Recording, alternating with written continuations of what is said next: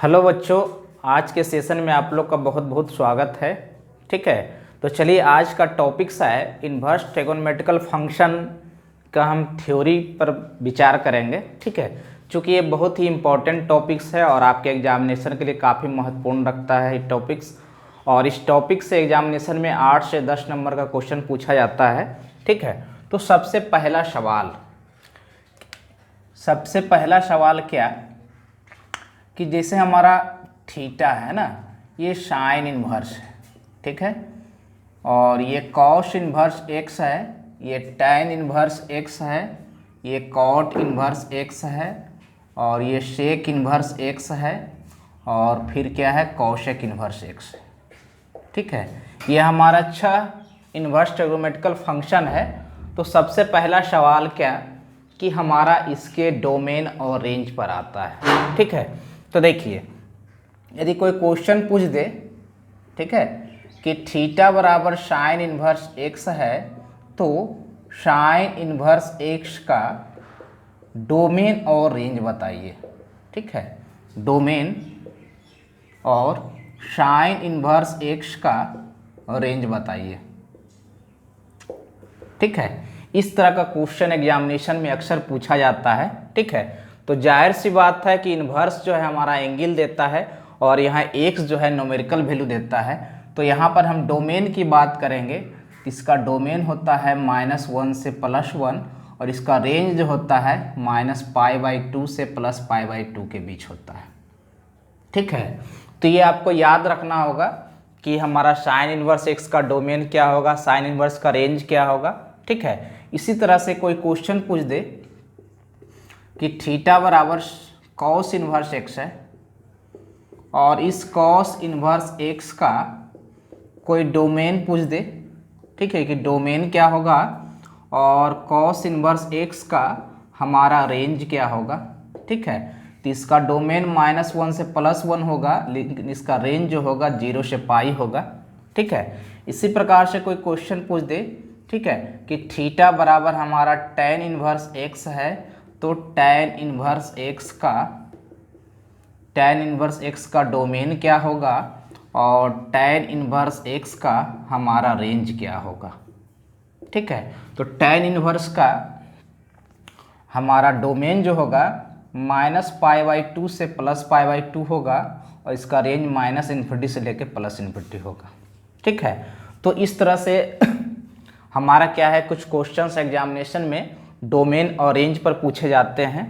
तो जो आपका एनसीईआरटी बुक फॉलो कीजिएगा, वहाँ पे इसका चार्ट मिलेगा। ठीक है, कि हमारा sine inverse, cos inverse, tan inverse, cot inverse, sec inverse और कॉसेक इन्वर्स का डोमेन और रेंज क्या होगा, उससे अच्छी तरीक़ा से आप लोग याद कर लीजिए।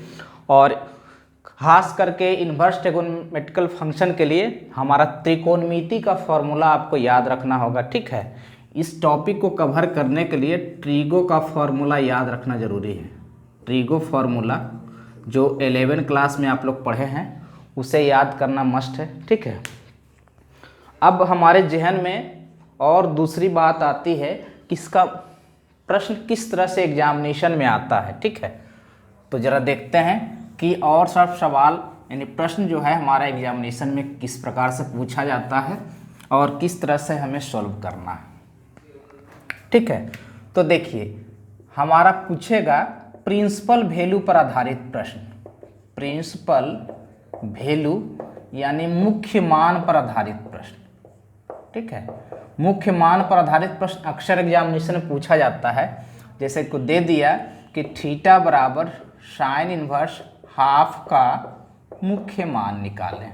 ठीक है, क्या निकालें, मुख्य मान निकालें। ठीक है बच्चों, तो यहाँ पे क्या है कि थीटा यानी इन्वर्स तो एंगल देता है और यहाँ देखिए ये इसे हम x कहते हैं। यदि ये वैल्यू पॉजिटिव है तो इसे आप नोट कर सकते हैं, इसे प्रथम पाद के अनुसार बनाना है। प्रथम पाद के अनुसार बनाना है। ठीक है, प्रथम पाद के अनुसार क्या भाई, तो हम देखेंगे साइन इन्वर्स है और ये हाफ, यानी साइन इन्वर्स का प्रतिलोम साइन होता है, तो साइन में किसका वैल्यू हाफ होगा, तो साइन π/6 का वैल्यू बच्चों हाफ होता है। तो यहाँ पे थीटा बराबर साइन इन्वर्स और ये हो जाएगा साइन π/6 यानी कि हो गया π/6, यही इसका प्रिंसिपल वैल्यू हो गया, यानी प्रधान मान हो गया।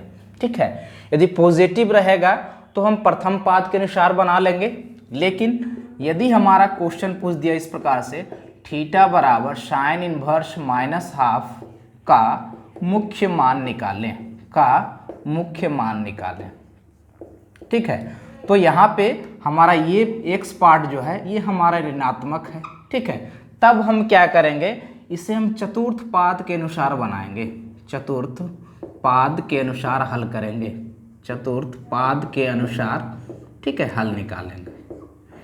ठीक है, चतुर्थ पाद के अनुसार क्या हल निकालेंगे, तो सबसे पहले क्या है ना कि हम माइनस को बाहर कर देंगे, ये हो जाएगा -sin इनवर्स ½ और उसके बाद हम यहाँ साइन का देखेंगे कि वैल्यू हमारा ½ प्रथम पाद में किसके हिसाब से आता है, तो sin π/6, यानी साइन इनवर्स साइन कैंसिल हो जाएगा और ये सिर्फ बचेगा हमारा -π/6 से ही हमारा आंसर हो जाएगा। ठीक है, तो हम क्या करते हैं कि प्रिंसिपल वैल्यू जो है दो प्रकार से पूछा जाता है, एक डायरेक्टली पूछा जाता है इस तरह से वैल्यू रख के, ठीक है, इसे आप नोट कर सकते हैं, आप इसे नोट कर लेना एग्जामिनेशन के लिए। ठीक है, कि हमारा साइन इनवर्स x, ठीक है, ये हमारा पॉजिटिव दिया हुआ है, या फिर कॉस इनवर्स में x ये हमारा पॉजिटिव है, ठीक है, या फिर tan इनवर्स x है, इसमें भी x ये पॉजिटिव है, यानी जितने भी हमारे इनवर्स ट्रिगोनोमेट्रिकल फंक्शन इसमें x का मान पॉजिटिव दिया हुआ है, तो इसे हम प्रथम पाद के हिसाब से बनाएंगे, प्रथम पाद के अनुसार बनाएंगे। ठीक है, लेकिन दूसरा क्या है कि यदि साइन इनवर्स में माइनस दिया हो, ठीक है, या फिर हमारा tan इनवर्स में माइनस दिया हो, या फिर कॉसेक इनवर्स में माइनस दिया हो, ठीक है, तो इस बनाने का तरीका क्या है, प्रिंसिपल वैल्यू निकालने का तरीका क्या है कि आप क्या करो, इससे माइनस पहले बाहर कर देना, साइन इनवर्स x हो गया, ये माइनस बाहर कर दो, tan इनवर्स x हो गया, इससे माइनस बाहर कर दो, ये कॉसेक इनवर्स x हो गया। इसके बाद आप इसको हल कर सकते हो। ठीक है, इसका एग्जाम्पल भी बताएंगे। लेकिन यदि हमारा दे दे कॉस इनवर्स -x दे दे, कॉट इनवर्स -x दे दे और हमारा सेक इनवर्स -x दे दे, तो यहाँ क्या है ना कि सबसे पहले नेगेटिव चिन्ह को ख़त्म करना है। उसके लिए हम क्या करेंगे, इसे pi minus cos inverse x कर देंगे, इसे pi minus cot inverse x कर देंगे और इसे pi minus sec inverse x कर देंगे। ठीक है, तो आप इसे ये जो पॉइंट हमने लिखा, ठीक है, ये जो हमने पॉइंट लिखा उसे आप नोट कर सकते हैं। इस पर मैं एक एक एग्जाम्पल बताऊंगा।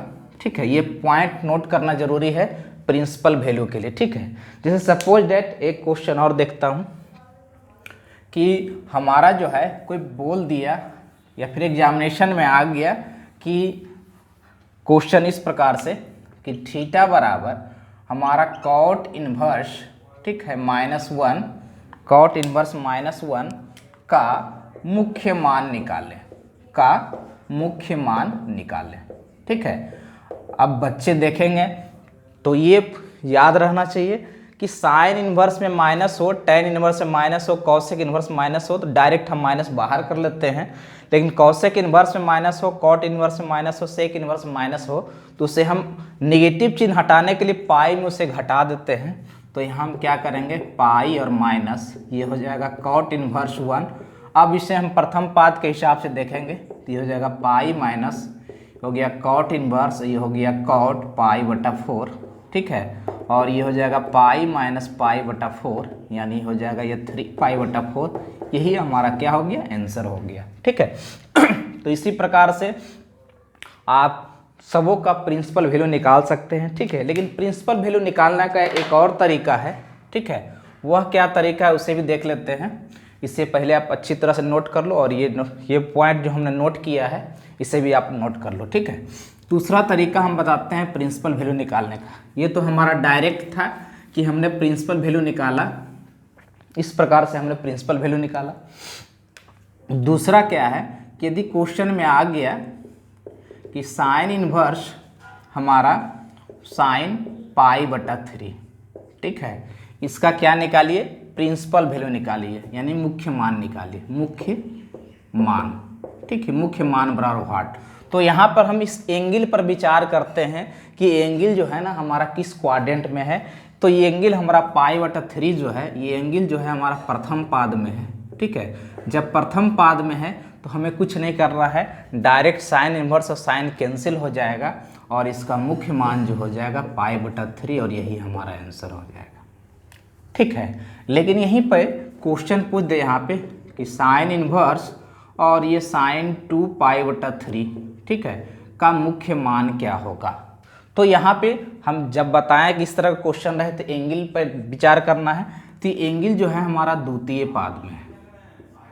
ठीक है, ये द्वितीय पाद में है। तो द्वितीय पाद में हम किस प्रकार से तोड़ते हैं ये याद रखना है। पहला π-θ, दूसरा हम π/2 + θ करके तोड़ते हैं। हमें इसे यूज नहीं करना है, चूँकि इस पर निष्पत्ति बदल जाता है, इसमें निष्पत्ति नहीं बदलता है, हम इसका यूज करेंगे। ठीक है, क्या यूज करेंगे, तो 2π/3 को हम लिखेंगे। देखिए यहाँ हर जो है अंश से एक अधिक है। जब हर जो है अंश से एक अधिक होगा तो पाई माइनस करके तोड़ा जाता है, π-π/3 और यहाँ पे हम रख देंगे साइन, ये हो जाएगा π-π/3 और द्वितीय पाद में है ना साइन पॉजिटिव वैल्यू देता है और पाई पे निष्पत्ति नहीं बदलेगा, तो ये हो जाएगा साइन π/3। ठीक है, अब हमारा इसका वैल्यू निकालेंगे हम, साइन इन्वर्स और ये साइन हो जाएगा हमारा π/3 और इसका मुख्य वैल्यू जो होगा π/3, यही हमारा आंसर हो जाएगा। ठीक है, तो हम सब तरह का क्वेश्चन लेंगे। पहले हमने π/3 लिया प्रथम पाद में, फिर द्वितीय पाद में, अब हम तृतीय पाद में लेके क्वेश्चन को हल करेंगे। ठीक है, इसे अब अच्छी तरह से नोट कर ले। तो अब हम तृतीय पाद में लेकर यानी थर्ड क्वाड्रेंट में क्वेश्चन लेकर हल कर रहे हैं। क्वेश्चन यदि पूछ दे हमारे एग्जामिनेशन में साइन इन्वर्स और ये साइन हमारा जो है 4π/3 का मुख्य मान क्या होगा। ठीक है, यानी एंगल जो है ये हमारा तृतीय पाद में आ गया। जब तृतीय पाद में आ गया, तृतीय पाद में हम दो प्रकार से तोड़ते हैं, पहला π+θ, दूसरा 3π/2 -θ। हमें इसे प्रयोग नहीं करना है चूँकि निष्पत्ति बदल जाता है, इस पर हमें इसका यूज करना है। तो यहाँ हम क्या करेंगे 4π/3, देखिए यहाँ अंश बड़ा है एक हर से, तो यहाँ पाई प्लस करके तोड़ेंगे, पाई प्लस π/3 और यहाँ हो जाएगा साइन, ये हो जाएगा पाई प्लस π/3 और तृतीय क्वाड्रेंट में साइन निगेटिव वैल्यू देता है यानी माइनस हो जाएगा ये साइन π/3। ठीक है, अब हम इन्वर्स का वैल्यू निकालते हैं।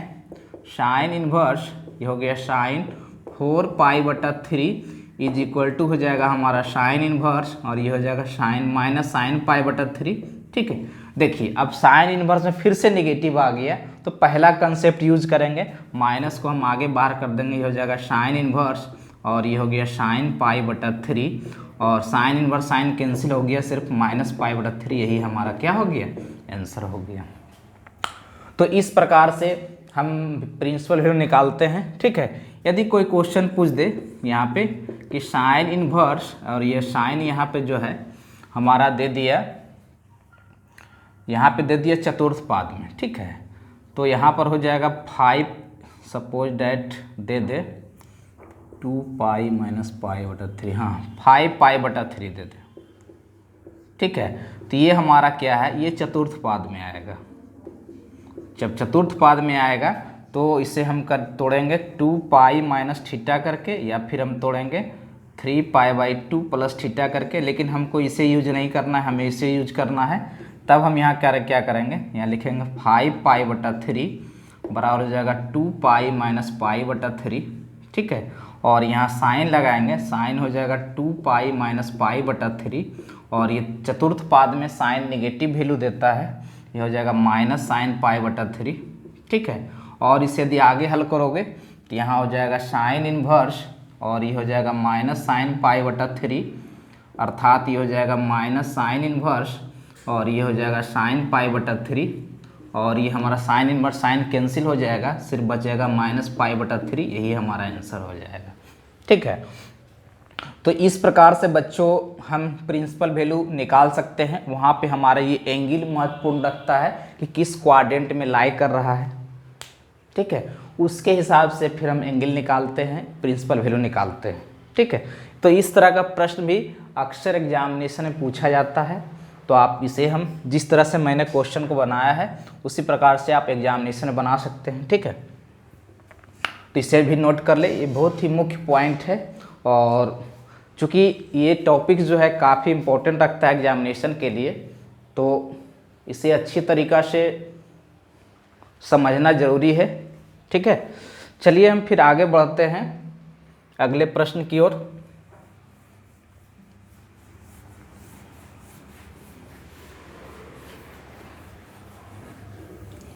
और भी कुछ प्रिंसिपल वैल्यू पर आधारित प्रश्न है, उसे हम देखते हैं। जैसे सपोज दैट कोई क्वेश्चन जैसे हमारे एग्जामिनेशन में आ गया, जैसे हम क्वेश्चन देखते हैं कि हमारे सपोज दैट एग्जामिनेशन में कोई क्वेश्चन पूछ दिया कि हमारा क्वेश्चन इस प्रकार से दे दिया।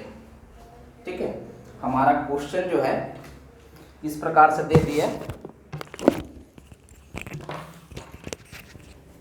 किसी भी क्वेश्चन को आप बढ़िया तरीका से समझिए। हमारा दे दिया क्वेश्चन, सपोज दैट एग्जामिनेशन में कॉस इनवर्स कॉस 7π/6 का मुख्य मान क्या होगा। ठीक है, तो इस प्रकार से कोई क्वेश्चन दे दिया तो हम क्या करेंगे, सबसे पहले प्रिंसिपल इस एंगल पर विचार करेंगे कि हमारा इसका एंगल किस क्वाड्रेंट में लाई कर रहा है, फिर उसके हिसाब से हल करेंगे। ठीक है, तो ये सब भी जानना ज़रूरी है।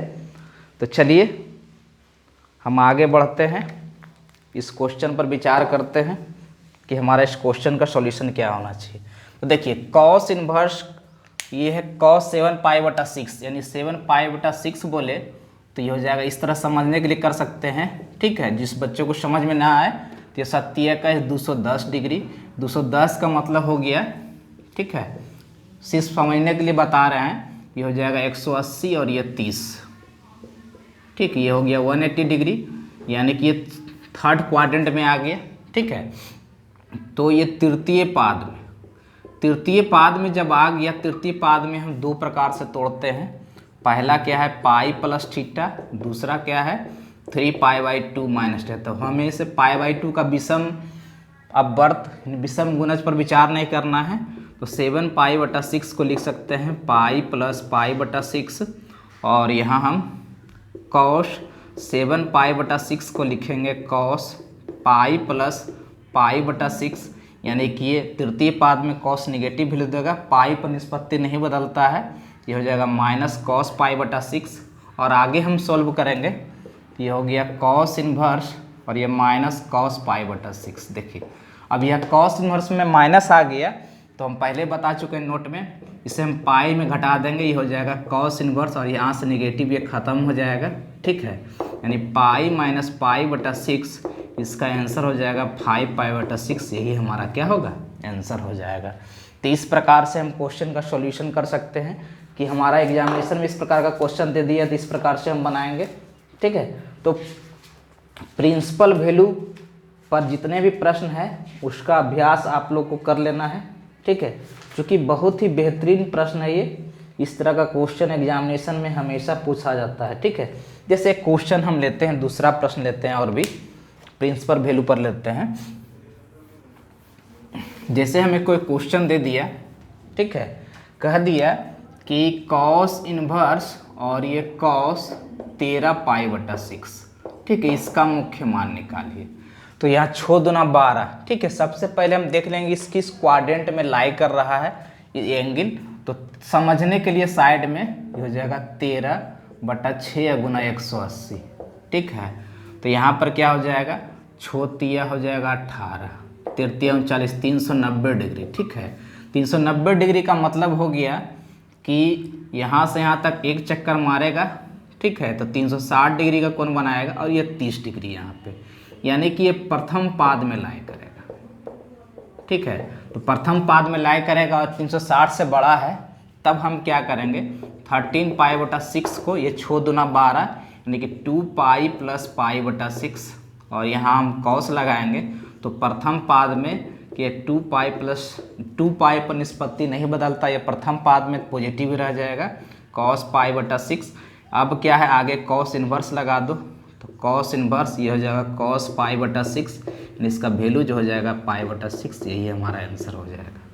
तो इस प्रकार से हमने कुछ क्वेश्चन का प्रिंसिपल वैल्यू निकाला। ठीक है, क्योंकि प्रिंसिपल वैल्यू पर अक्सर एग्जामिनेशन में बहुत क्वेश्चन पूछा जाता है, इसलिए मुख्य रूप से आज के सेशन में हम है ना प्रिंसिपल वैल्यू पर ज़्यादा फोकस कर रहे हैं। ठीक है,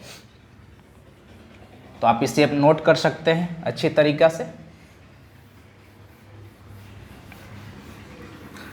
चलिए, ये तो हो गया हमारा प्रिंसिपल वैल्यू पर आधारित, और इसमें एक मुख्य चीज़ है जिसको समझना ज़रूरी है, और इस पर भी ऑब्जेक्टिव क्वेश्चन हमारे एग्जामिनेशन में बहुत बार आता है। ठीक है, अक्सर पूछा जाता है। तो क्या है कि आज हमने सिर्फ प्रिंसिपल वैल्यू पर फोकस कर रहे हैं। ठीक है, कि प्रिंसिपल वैल्यू पर हमारा क्वेश्चन एग्जामिनेशन में किस प्रकार से आएगा और हमें किस प्रकार से इसे हल करना है। ठीक है, तो जितने भी हमारे प्रिंसिपल वैल्यू पर आधारित प्रश्न है उससे मैं देख रहा हूँ। एक क्वेश्चन सपोज डेट पूछ दे tan इनवर्स tan 7 पाई बटा 6। ठीक है, कि इसका प्रिंसिपल वैल्यू क्या होगा।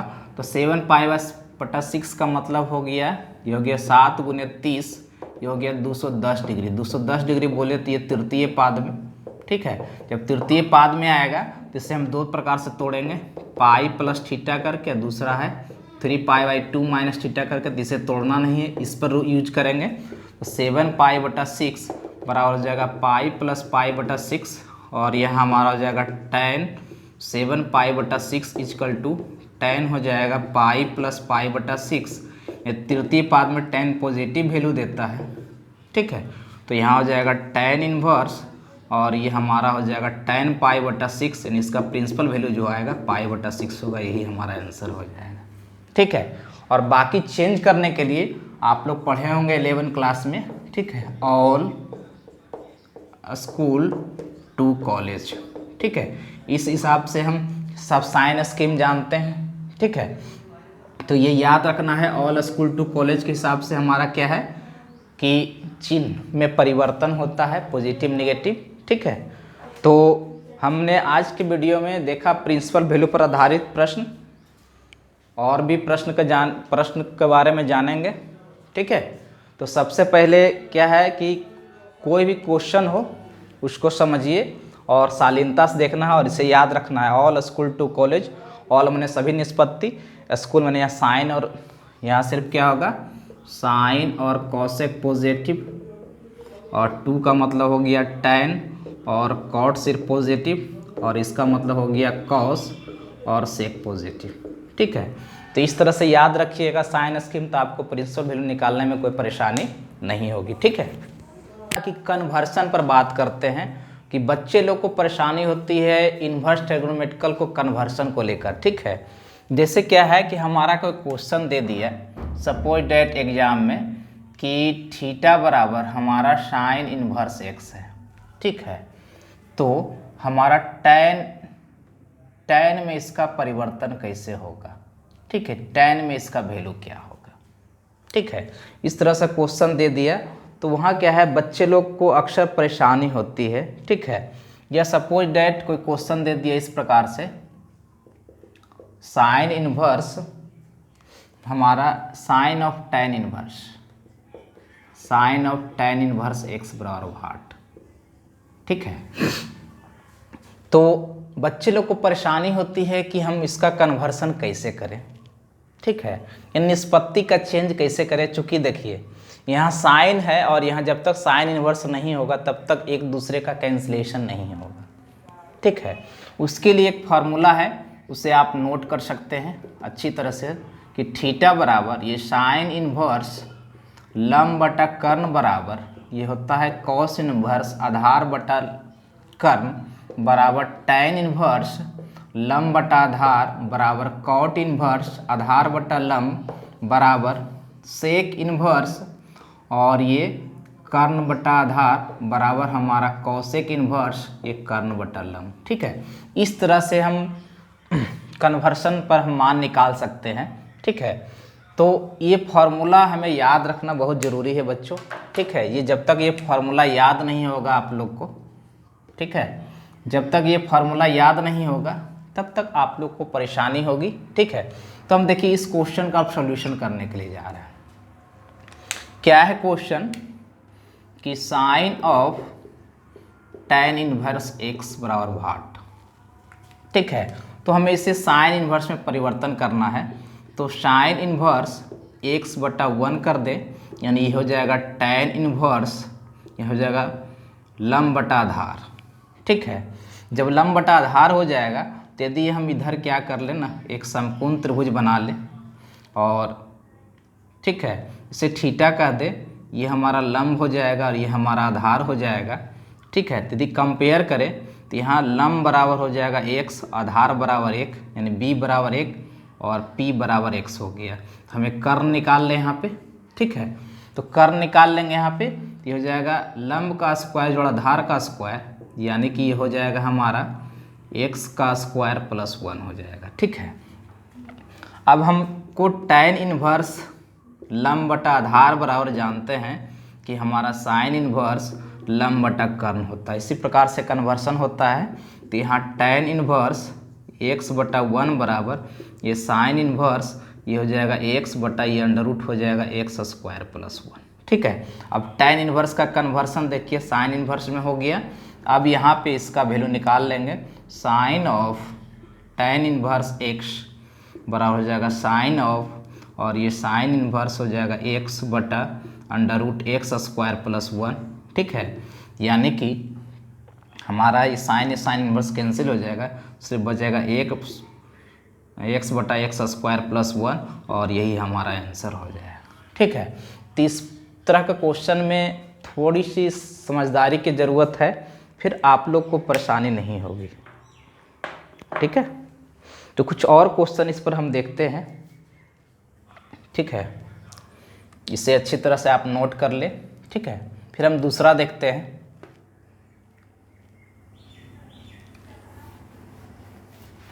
दूसरा यदि प्रश्न हमें दे दिया एग्जामिनेशन में, सपोज डैट, ये फार्मूला में रहने देते हैं, सपोज डैट दे दिया हमें कि यहाँ sine of sec inverse x बराबर भाट। ठीक है, यानी यहाँ साइन है तो यहाँ साइन इनवर्स होना चाहिए, यानी सेक इनवर्स x का परिवर्तन हमें किस में करना है, तो साइन इनवर्स में करना है। ठीक है, तो ही साइन और साइन इनवर्स कैंसिल हो सकता है। ठीक है, तो देखिए दिया हुआ क्या है, सेक इनवर्स x बटा 1 बराबर हम जानते हैं सेक इनवर्स, और ये हो जाएगा कर्ण, अब बटा हो जाएगा आधार। ठीक है, यानी हमारा कर्ण बराबर हो गया x और आधार बराबर 1। यदि आप यहाँ पर समकोण त्रिभुज बनाएं और इसे थीटा कह दें तो ये लंब होगा, ये आधार होगा और ये कर्ण होगा। ठीक है, तो हमारा आधार बराबर है 1 और कर्ण बराबर x, यानी लंब निकालना होगा। तो लंब बराबर होता है कर्ण का स्क्वायर माइनस आधार का स्क्वायर, यानी अंडर रूट ये हो जाएगा हमारा x स्क्वायर ये माइनस 1। ठीक है, अब हम से फार्मूला जानते हैं कि सेक इनवर्स कर्ण बटा आधार बराबर जो होता है ये साइन इनवर्स लंब बटा कर्ण होता है, यानी सेक इनवर्स ये हमारा हो जाएगा x बटा 1 बराबर ये साइन इनवर्स हो जाएगा under root x square minus 1 और बट्टा हो जाएगा x। ठीक है, अब हम वैल्यू निकाल सकते हैं किसका, तो यहाँ साइन ऑफ ये हो जाएगा सेक इनवर्स x बराबर ये साइन, और देखिए साइन सेक इनवर्स x का कन्वर्सन साइन इनवर्स में है, ये sine inverse under root x square minus 1 बटा x, यानी सीधे यह हो जाएगा under root x square minus 1 और बटा x, यही हमारा क्या हो जाएगा आंसर हो जाएगा। ठीक है, तो इस प्रकार से किसी भी ट्रिगोनोमेट्रिकल फंक्शन का कन्वर्सन दूसरे इन्वर्स ट्रिगोनोमेट्रिकल फंक्शन में कर सकते हैं। ठीक है, त्रिकोणमितीय प्रतिलोम फलन का कन्वर्सन इसी फार्मूला के आधार पर होता है, और इस फार्मूला को बच्चों आप लोग को क्या कर जाना है, तो याद कर जाना है। ठीक है, तो इस प्रकार से क्वेश्चन एग्जामिनेशन में पूछा जाता है, इससे आप इस तरह से एग्जामिनेशन में डील कर सकते हो। ठीक है, और भी इसमें कुछ प्रश्न है जो एग्जामिनेशन में आते हैं और उसे बच्चे समझने में परेशानी होती है कि उसका हम कैसे निदान करें। तो चलते हैं देखते हैं दूसरे तरफ।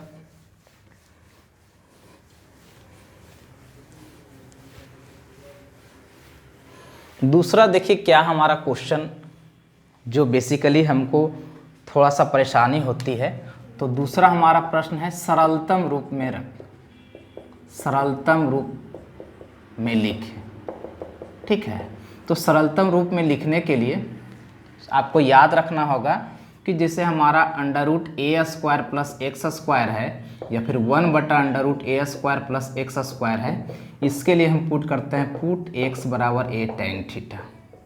ठीक है, या फिर under root x square minus a square है या 1/√x² माइनस a स्क्वायर है, इसके लिए हम पुट करते हैं x बराबर a सेक थीटा। ठीक है, या फिर ए स्क्वायर माइनस एक्स स्क्वायर का रूट या 1/√x² माइनस a स्क्वायर है, तो इसके लिए बच्चों हम पुट करते हैं x बराबर a साइन थीटा। या फिर under root a plus x हो या under root a minus x हो, दोनों के लिए हम पुट करते हैं x बराबर a cos 2 थीटा, या कहीं कहीं x बराबर a cos थीटा भी पुट किया जाता है। ठीक है, इसे आप नोट कर लें, क्योंकि क्वेश्चन में जब तक ये आपको याद नहीं रहेगा तब तक आप सरलतम रूप में लिख नहीं सकते हैं। ठीक है, तो हम क्या करते हैं, कुछ क्वेश्चन इस पर बताते हैं सरलतम रूप में लिखने के लिए कि सरलतम रूप में हम इसे कैसे कन्वर्सन करेंगे। ठीक है, तो इससे क्या होगा कि आपकी परेशानी कम हो जाएगी। ठीक है, ये आपका डिफरेंशिएशन अवकलन चैप्टर में भी काम देगा। ठीक है, तो देखिए इसे आप नोट कर ले। हम क्या करते हैं कि एक क्वेश्चन उठाते हैं।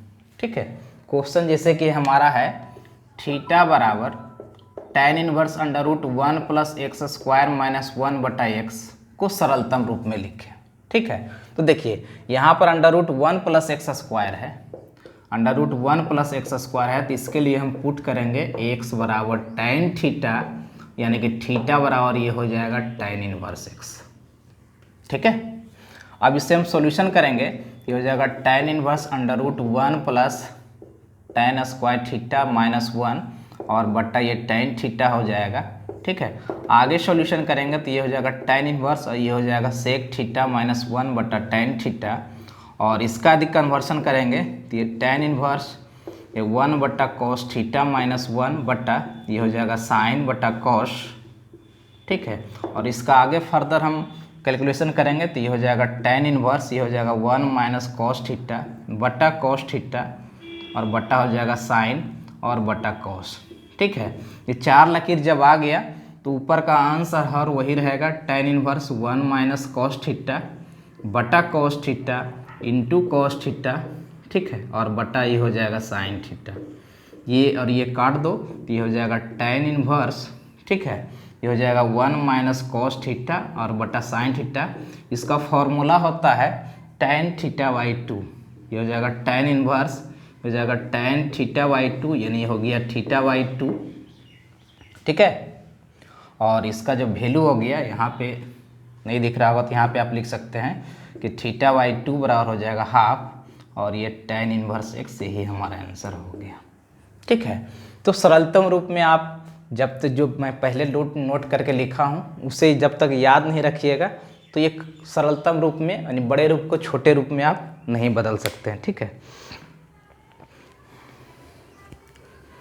तो इस तरह से हमारे एग्जामिनेशन में क्वेश्चन पूछे जाते हैं। ठीक है, अब क्या है कि जैसे हमारा जो है ना कुछ क्वेश्चन अब एग्जामिनेशन में प्रूफ करने पर पूछा जाता है इनवर्स ट्रिगोनोमेट्रिकल फंक्शन में, उसे देख लेते हैं, इसे अब अच्छी तरह समझ लीजिए।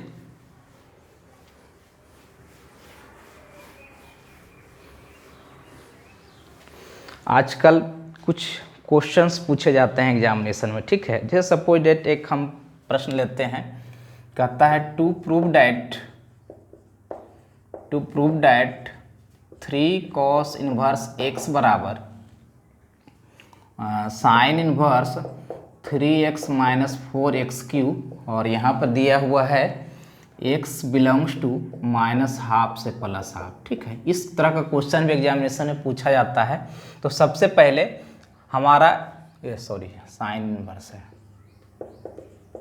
ठीक है, सबसे पहले हम LHS पर विचार करेंगे बायां पक्ष में कि 3 sin इनवर्स x यानी हम मान लेते हैं कि साइन इन्वर्स एक्स बराबर थीटा है। यहाँ से यदि साइन इन्वर्स को इधर करेंगे तो एक्स बराबर हो जाएगा ये साइन थीटा, ठीक है। तो ये हो जाएगा हमारा 3 इंटू थीटा। अब चूंकि हमारा साइन इन्वर्स में इसको सिद्ध करना है, इसके आगे हम साइन लगा देते हैं, यानी अपोजिट प्रतिलोम फलन लगा देना है। और ये इसका फार्मूला होता है 3 sine theta minus 4 sine cube theta, और यहाँ साइन 3 थीटा बराबर जो हो जाएगा ये 3x माइनस 4x क्यू।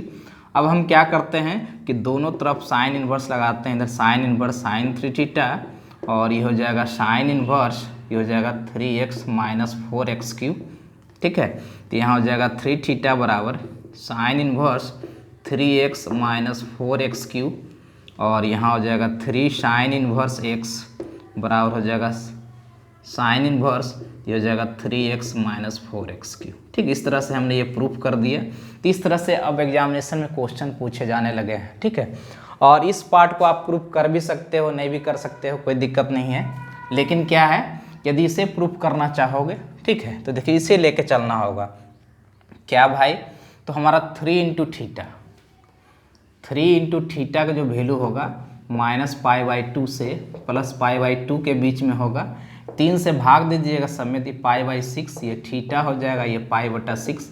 अब साइन लगा दो, sine -π/6 less than equal to sine theta, ये less than equal to sine π/6, ठीक है। ये हो जाएगा -½ ये हो जाएगा x और ये हो जाएगा +½ तो इस पार्ट को आप प्रूफ कर भी सकते हो, नहीं भी कर सकते हो, कोई दिक्कत, लेकिन इतना आपको एग्जामिनेशन में करना होगा। इस सब तरह क्वेश्चन हमारा शॉर्ट क्वेश्चन है जो एग्जामिनेशन में आता है, ठीक है, अक्सर पूछा जाता है। और ख़ास करके क्या कर लीजिएगा कि हमारे जो ऐप्स है उसे आप डाउनलोड कर लें, ठीक है। उसमें आपको कंप्लीट NCERT बुक का सॉल्यूशन जो है ना आपका किया हुआ है, A to Z क्वेश्चन, ठीक है। और आप लोग जब भी पढ़ाई करें तो सबसे पहले एग्जाम्पल बना लें, उसके बाद एक्सरसाइज में हाथ लगाएं, ठीक है। उससे क्या होगा कि आपको समझने में परेशानी नहीं होगी, ठीक है। और हमारा जो कोर्स है अभी क्या है ना, उसका फी डिस्काउंट भी है, अभी आप उसे ज्वाइन कर सकते हैं, ठीक है। 1 साल का कंप्लीट कोर्स है, ठीक है। तो इसमें जो भी परेशानी हो इन्वर्स ट्रिगोनोमेट्रिकल फंक्शन में, ठीक है, उसे आप कमेंट बॉक्स में कमेंट कर सकते हैं। बाकी जो भी हमारा NCERT का बुक सॉल्यूशन वो आपको ऐप्स में टोटल वीडियो मिलेगा, ठीक है, 20 PDF भी मिलेगा उसका, ठीक है।